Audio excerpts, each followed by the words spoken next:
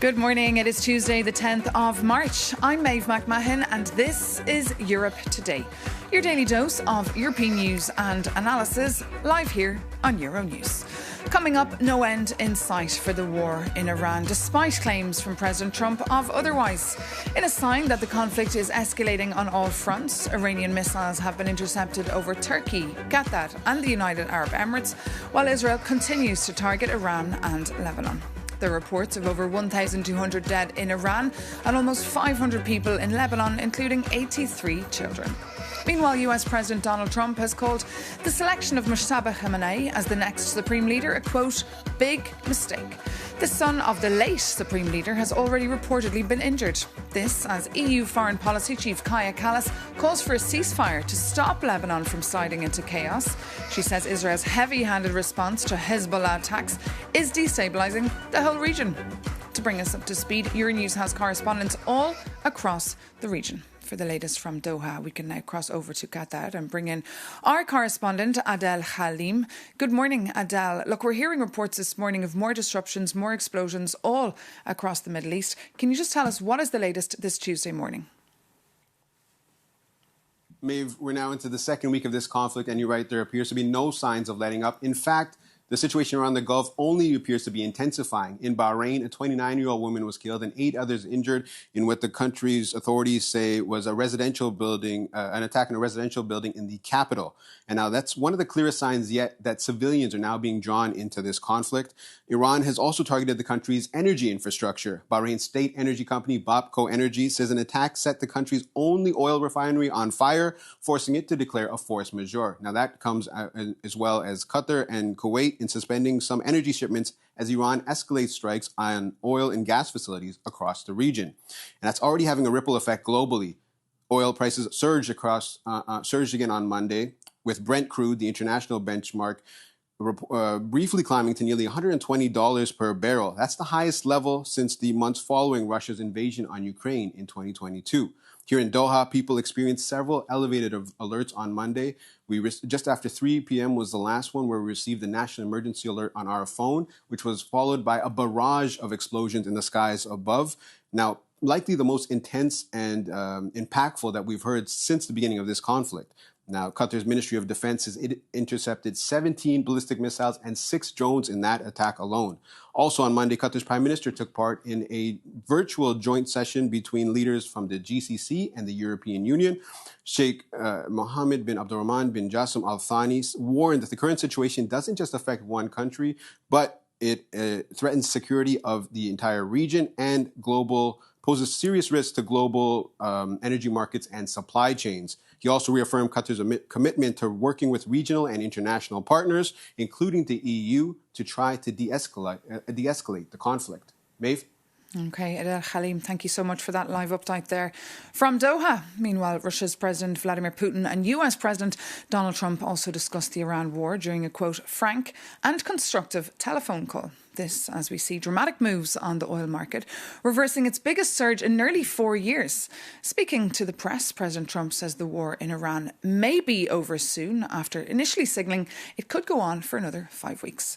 For more, we're joined here in the studio by Euronews' EU editor, Maria Tadeo. Good morning, Maria. Good morning. So look, is President Trump playing to the financial markets here, or does he really think the war could be over sooner rather than later? Well, that's a very good question, and it really is the question this morning. Obviously, we need some context in terms of where those comments came in. On the Sunday to the Monday, we saw that big spike when it comes to the oil market. A lot of that reflecting this anxiety that in Iran is still very much the hardliners who are guiding the country, and obviously a sort of escalation that is going to have ramifications in the transportation of oil in the region. The comments from Trump yesterday appeared to suggest that the U.S. now believes this is an operation they can wrap sooner. He did say the war is pretty much, to some extent, done. He talked about objectives that have been met, but of course it is unclear what the goal then would be because the son of the late Ayatollah is still in place. Now, the other factor, too, is that in the same afternoon, then he went out and said again, if this is a question of Iran really trying to mess with the transportation of oil, there will be severe consequences and they will get bombed like they've not been bombed since this war started. Let's take a look. We're putting an end to all of this threat once and for all, and the result will be lower oil prices, oil and gas prices. But when the time comes, the U.S. Navy and its partners will escort tankers through the strait if needed. And if they do anything, the price will be incalculable. They'll never be able to recover, ever. And that's, of course, President Trump. But if you listen to the language, this is really a message to financial markets. He repeats and goes on about the price of oil. What will happen if they do anything that messes with the flow of oil? He is a president, and this is very particular and very important to understand when it comes to Donald Trump, is that he really monitors the stock market and he really monitors financial markets overall as an almost reflection of his performance. And this is a president who has said in the early days of the campaign for re-election that he wants to see stock markets up. So really, he likes to present himself as the all-time high for stocks in the U.S. and also very low energy prices. This is crucial in the U.S. The gas prices, this is something that is almost politically in the psyche of the U.S., incredibly important. So yesterday, those comments trying to reverse those losses that we saw in the early trading on the Monday and the spike in the oil. But what I would note, however, is that ultimately, Maeve, this is very simple. Either he manages a way to find the oil to flow and to move and to bring down prices, or ultimately this will just be a one-day message to bring down and intervene in energy markets. But ultimately, no question and no answers as to how is this operation really going to play out on the ground. And meanwhile, here in Brussels, we're having these emergency talks, remote emergency talks among EU leaders today, and also finance ministers are meeting yesterday and today. Yeah, so finance ministers met yesterday. There was also a G7 finance ministers call led by France, and today there will be a G7 energy ministers. And we also understand it's going to be a busy day on the phone, that there will be an EU leaders sort of debrief that is handled by Italy, Germany and Belgium. So it's this new sort of coalition that is emerging. Nonetheless, what is relevant from these calls is that ultimately there has been a signal that if it is necessary and needed, there could be operations to export or to escort tankers in the Strait of Hormuz. Obviously, that's a crucial point for geopolitics, but also the idea that there could be a release of strategic reserves. This is not the moment. That's what the French said yesterday, but a concern from the Europeans that you could enter a sort of stagflation scenario if global growth is impacted and you continue to see this spike in oil, which then reflects in inflation. So at this point, it is a sort of wait and see from the Europeans with concerns on the global economy. OK, and we have extensive reporting on all those meetings, of course, on euronews.com. Maria Tadeo, thank you so much for that update, as always. But now, moving on. In this context of an escalating war and a major oil supply disruption, MEPs are gathering in Strasbourg this week for a routine plenary session. To hear their views on the current state of play, we can actually cross now to the European Parliament in Strasbourg and bring in Euronews' Marad Gwynne-Jones. Good morning, Marad. Tell us, what is the view from Strasbourg there on the US-Israeli war on Iran? Yes, Maeve, good morning from the European Parliament. Now, this institution doesn't set the EU's foreign policy, of course, but traditionally it has taken a staunchly critical stance towards the Iranian regime. And to discuss more, I'm now joined by the chair of the Parliament's Iran delegation, MEP Hannah Neumann. Good morning. Let me start with this. Ayatollah Ali Khamenei has been killed in this war, only to be replaced by his son. Is this war doing anything, in your view, to help the Iranian people? Good morning from Strasbourg. And Ayatollah Khamenei was responsible for the death and the brutal repression for so many Iranians. So his death has sparked some hopes, but him being replaced with his son just signals a sign of continuity and of more repression. So this clearly is not what Iranians had hoped for. OK, and yesterday we heard Commission Chief Ursula von der Leyen saying there's two schools of thought here with this war. One saying this is a war of choice by the US and Israel, and the other saying, well, this is a war of necessity, this was needed. Where do you stand? Donald Trump promised that help is on the way to the protesters before he started this war. Right now, we see him, and I mean, some of you saw the press conference yesterday. It is quite unclear what his goals are, what his strategies are to get there. And he's gambling with the life of 90 million Iranians and the whole region. And I frankly say I can't endorse a war. I don't know what the goal is, nor what the strategy is, and the Iranians clearly deserve better. You say you don't know what the goal is. If it is regime change, is it right in your view to seek a change in the regime through force?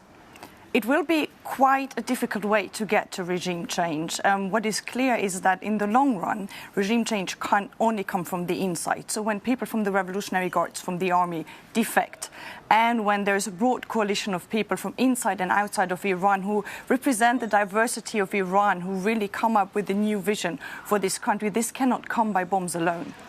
And in this context, then, what can the EU do? We've seen quite a fragmented response. Spain and Slovenia outliers in the condemnation of the initial attack. What can it do to exert diplomatic leverage here and urge de-escalation? I think we have to indeed urge for de-escalation. The first thing is to work together with the Gulf countries. This is not our war, right? We have to deal with the consequences. And the same is true for the Gulf countries, even worse. So I think we should work together with the Gulf countries to push for de-escalation towards Trump and Israel, to clearly make them understand what they are gambling with and to tell us what their goals, what their strategies are, and then have a reasonable discussion, but also towards the Iranian regime, because the regime is going to fall. The question is how many of its own people and how much of the region are they dragging into the abyss, and I think we should make this as short as possible. OK, MEP Neumann, thank you so much. And Maeve, there will be a 3-hour special debate here in the Parliament tomorrow morning on the escalation situation in the Middle East. Back to you. OK, Mairead Gwynne-Jones, thank you so much for that live update there from Strasbourg. And also to your guest, the Green MEP Hannah Neumann. Now, just days after his appointment, Iranians are very much divided over their new supreme leader, Mojtaba Khamenei. Iranian state TV is just showing his supporters celebrating with joy, but many also Iranians are expressing fear of repression. Critics worried, of course, about his very strong connections to the IRGC. Jakub Janis takes a closer look.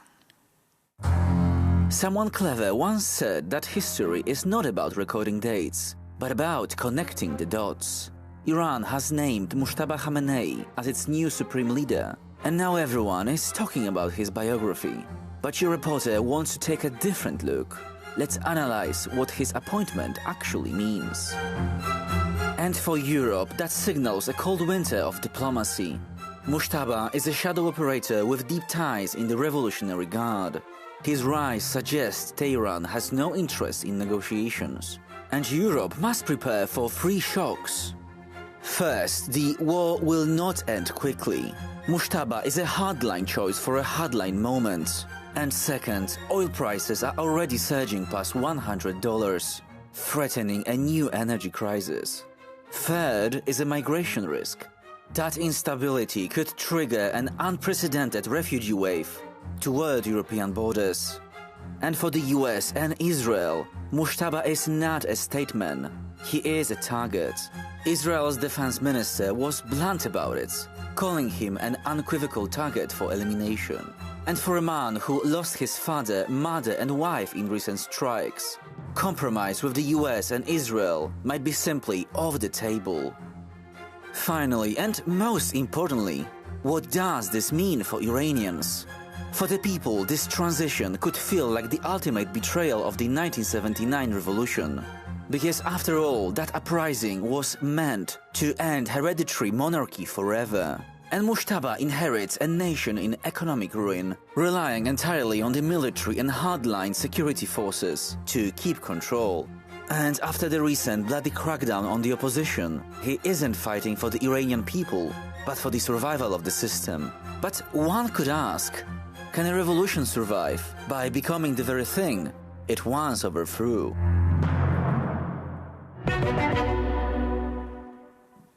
Jacob Yanis there. Now, moving on, France and its allies are preparing a, quote, defensive mission to reopen the strategically vital Strait of Hormuz. President Emmanuel Macron has said the French president has already landed by helicopter on the Charles de Gaulle aircraft carrier that was dispatched to the Mediterranean just after the US-Israeli strikes on Iran back on February the 28th. For more on the purpose of his trip, we can cross now over to Paris and bring in our correspondent, Sofia Katsankova. Good morning, Sofia. Just tell us, what is the message that Macron is trying to send with this trip? Well, Maeve, the message that Emmanuel Macron is trying to send is that he will not be directly involved in the conflict, even as France strengthens its military presence in the region. Speaking aboard the aircraft carrier Charles de Gaulle, deployed in the eastern Mediterranean last night, the French president insisted that France is not taking part directly in the war, but is looking to reassure its allies and protect its interests in the region. Earlier on Monday, Macron also traveled to Cyprus, an EU member state that has become strategically important in the region as tensions escalate.